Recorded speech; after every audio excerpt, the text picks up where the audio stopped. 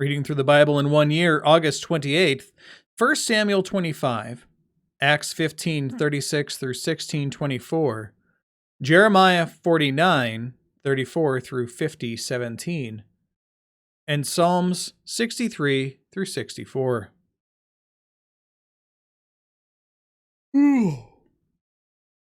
Now Samuel died, and all Israel assembled and mourned for him, and they buried him at his house at Ramah. Then David arose and went down to the wilderness of Paran. And there was a man in Maon whose business was in Carmel. The man was very rich. He had 3,000 sheep and 1,000 goats, and was shearing his sheep in Carmel. Now, the name of the man was Nabal, and the name of his wife was Abigail. And the woman was discerning and beautiful, but the man was harsh and badly behaved. He was a Calebite. David heard in the wilderness that Nabal was shearing his sheep. So he sent 10 young men, and David said to the young men, "Go up to Carmel, and go to Nabal, and greet him in my name, and thus you shall greet him. Peace be to you, and peace be to your house, and peace be to all that you have. I have heard that you have shearers. Now your shepherds have been with us, and we did them no harm. And they have missed nothing all the time they were in Carmel. Ask your young men, and they will tell you. Therefore, let my young men find favor in your eyes. For we come on a feast day. Please give whatever you have at hand to your servants, and to your son David." When David's young men came, they said all this to Nabal in the name of David. And they waited. And Nabal answered David's servants, "Who is David? Who is the son of Jesse? There are many servants these days who are breaking away from their masters. Shall I take my bread and my water and my meat that I have killed for my shears and give it to men who come from I do not know where?" He's basically mocking him for leaving Saul. So David's young men turned away and came back and told him all this. David said to the men, every man strap on his sword. And every man of them strapped on his sword. David also strapped on his sword. And about 400 men went up after David, while 200 remained with the baggage. But one of the young men told Abigail, Nabal's wife, "Behold, David sent messengers out of the wilderness to greet our master, and he railed at them. Yet the men were very good to us, and we suffered no harm. And we did not miss anything when we were in the fields, as long as we went with them. They were a wall to us, both by night and by day. All the while we were with them keeping the sheep. Now therefore know this and consider what you will do. For harm is intended against our master and against all his house, and he is such a worthless man that one cannot speak to him." Then Abigail made haste and took 200 loaves and 2 skins of wine and 5 sheep already prepared and 5 seahs of parched grain, and 100 clusters of raisins, and 200 cakes of figs, and laid them on donkeys. She said to her young men, Go on before me. Behold, I come after you." But she did not tell her husband Nabal. And as she rode on the donkey and came down under the cover of the mountain, behold, David and his men came down toward her, and she met them. Now David had said, "Surely in vain I've guarded all that this fellow has in the wilderness, so that nothing was missed of all that belonged to him. And he has returned me evil for good. God do so to the enemies of David, and more also, if by morning I leave so much as one male of all who belong to him." When Abigail saw David, she hurried and got down from her donkey, and fell before David on her face and bowed to the ground. She fell at his feet and said, "On me alone, my lord, be the guilt. Please, let your servant speak in your ears, and hear the words of your servant. Let not my lord regard this worthless fellow, Nabal, for as his name is, so is he. Nabal, which means fool, is his name, and folly is with him. But I, your servant, did not see the young men of my lord, whom you sent. Now then, my lord, as the Lord lives, and as your soul lives, because the Lord has restrained you from blood guilt and from saving with your own hand. Now, let the Now then, let your enemies and those who seek to do evil to my Lord be as Nabal.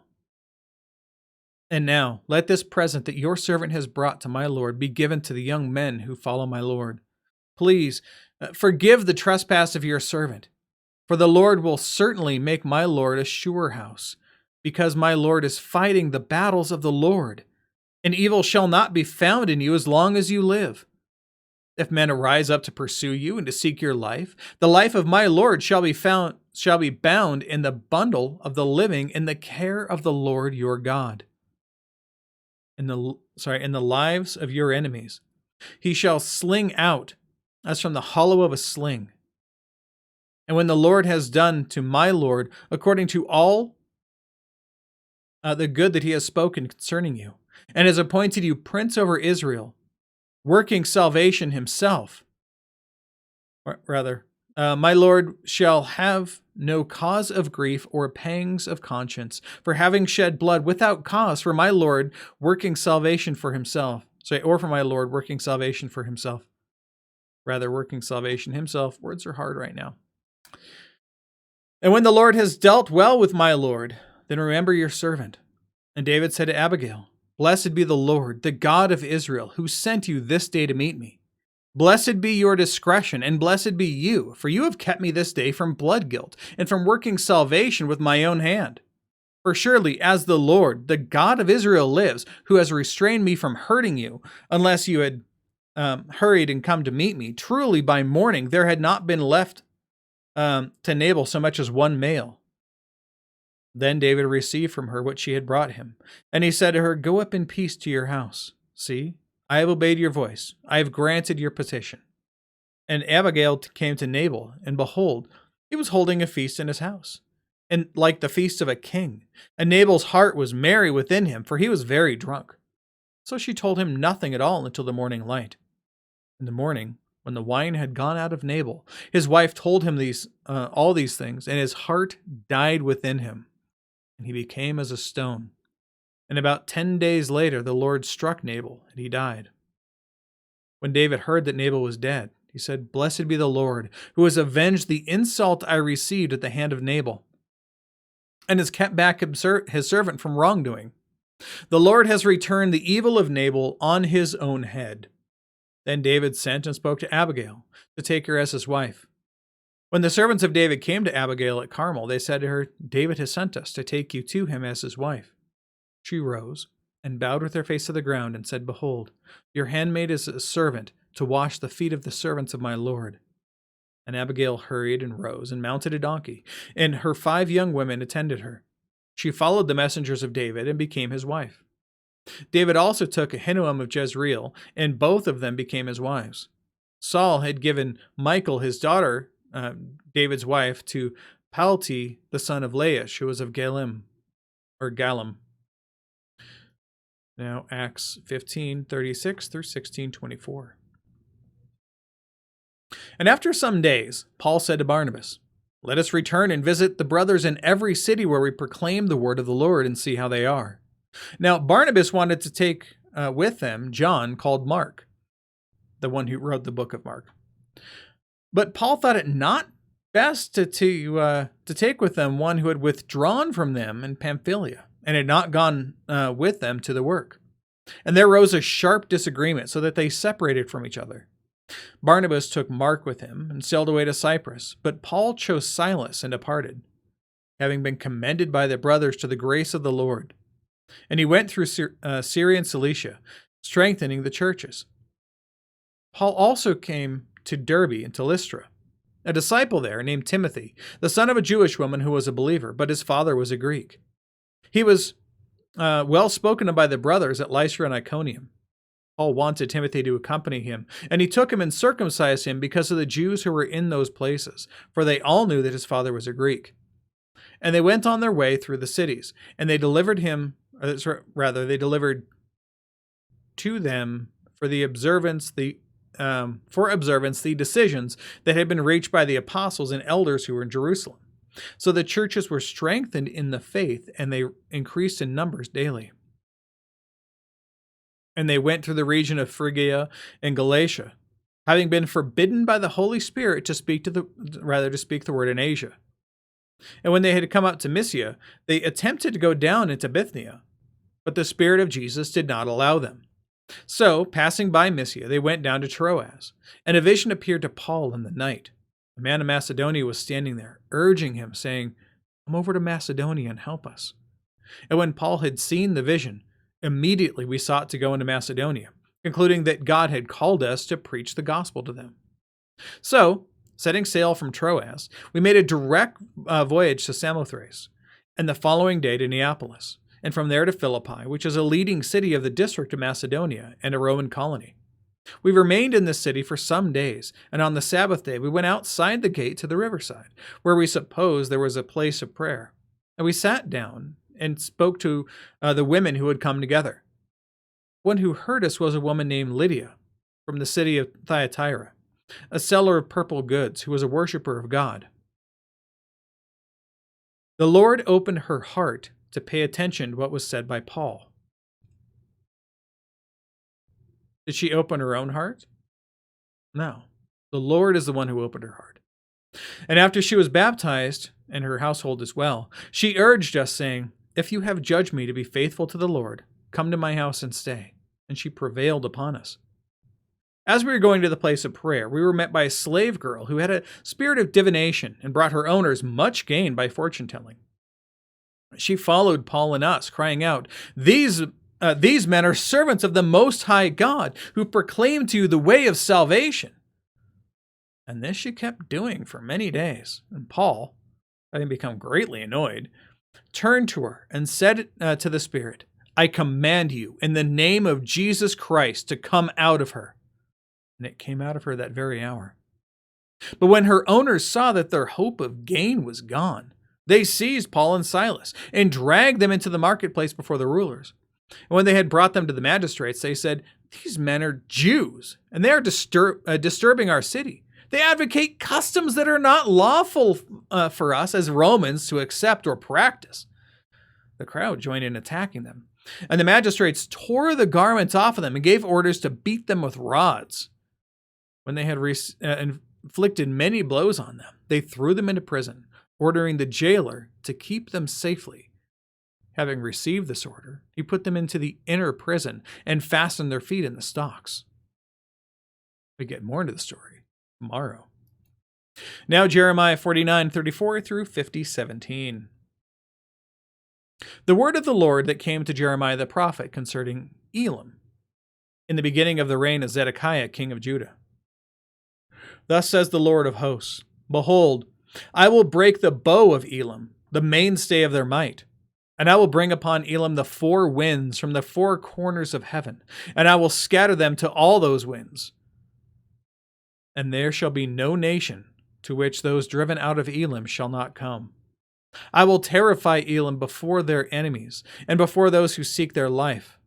I will bring disaster upon them, my fierce anger, declares the Lord. I will send the sword after them until I have consumed them. And I will set my throne in Elam, and destroy their kings and officials, declares the Lord. But in the latter days, I will restore the fortunes of Elam, declares the Lord. The word that the Lord spoke concerning Babylon, concerning the land of the Chaldeans, by Jeremiah the prophet. Declare among the nations and proclaim, set up a banner and proclaim, conceal it not, and say, Babylon is taken. Bel is put to shame. Merodach is dismayed. Her images are put to shame. Her idols dismayed. So these are just the names of their gods, Bel and Merodach. The note here is Merodach, or Marduk, is the creator and chief deity of the Babylonian myth. He is also called Bel, Merodach, same guy, an early form of the word Baal, which just means Lord. He is, however, nothing but a powerless idol. For out of the north a nation has come up against her, which shall make her land a desolation, and none shall dwell in it. Both man and beast shall flee away. In those days and in that time, declares the Lord, the people of Israel and the people of Judah shall come together, weeping as they come. And they shall seek the Lord their God, They shall ask the way to Zion, with faces turned toward it, saying, Come, let us join ourselves to the Lord in an everlasting covenant that will never be forgotten. My people have been lost sheep. Their shepherds have led them astray, turning them away on the mountains. From the mountain they have gone, from mountain to hill they have gone. They have forgotten their fold. All who found them have devoured them, and their enemies have said, We are not guilty. For they have sinned against the Lord, the habitation of their righteousness, the Lord, the hope of their fathers. Flee from the midst of Babylon, and go out of the land of the Chaldeans. Be as male goats before the flock. For behold, I am stirring up and bringing against Babylon a gathering of great nations from the north country. And they shall array themselves against her. From there she shall be taken. Their arrows are like a skilled warrior who does not return empty-handed. Chaldea shall be plundered, and all who plunder her shall be sated, declares the Lord. Though you rejoice, though you exult, O plunderers of my heritage, though you frolic like a heifer in the pasture, and neigh like stallions, your mother shall be utterly shamed, and she who bore you shall be disgraced. Behold, she shall be the last of the nations, a wilderness, a dry land, and a desert. Because of the wrath of the Lord, she shall not be inhabited, but shall be an utter desolation. Everyone who passes by Babylon shall be appalled and hiss because of all her wounds. Set yourselves in array against Babylon all around. All you who bend the bow, shoot at her, spare no arrows, for she has sinned against the Lord. Raise a shout against her all around. She has surrendered. Her bulwarks have fallen. Her walls are thrown down. For this is the vengeance of the Lord. Take vengeance on her. Do to her as she has done. Cut off from Babylon the sower, and the one who handles the sickle in time of harvest. Because of the sword of the oppressor, everyone shall turn to his own people, and everyone shall flee to his own land. Israel is a hunted sheep, driven away by lions. First the king of Assyria devoured him, and now at last Nebuchadnezzar, king of Babylon, has gnawed his bones. Now Psalms 63 through 64.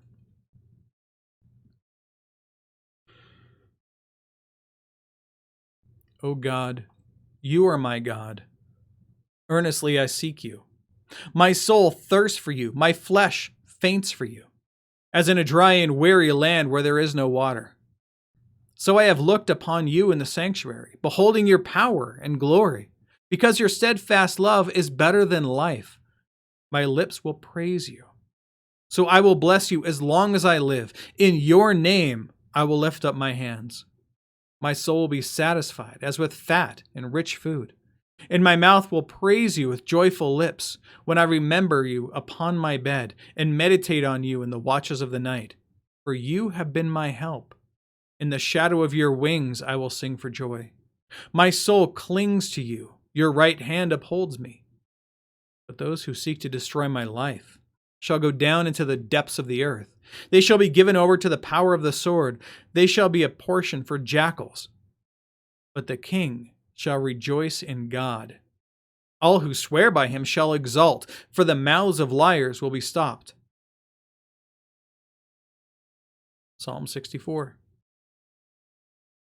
Hear my voice, O God, in my complaint. Preserve my life from dread of the enemy. Hide me from the secret plots of the wicked, from the throng of evildoers, who whet their tongues like swords, who aim bitter words like arrows, shooting from ambush at the blameless, shooting at him suddenly and without fear. They hold fast to their evil purpose. They talk of laying snares secretly, thinking, who can see them? They search out injustice, saying, we have accomplished a diligent search. For the inward mind and heart of a man are deep. But God shoots his arrows at them. They are wounded suddenly. They are brought to ruin with their own tongues turned against them. All who see them will wag their heads. Then all mankind fears. They tell what God has brought about and ponder what he has done. Let the righteous one rejoice in the Lord and take refuge in him, and let all the upright in heart exult. Behold, the word of the Lord.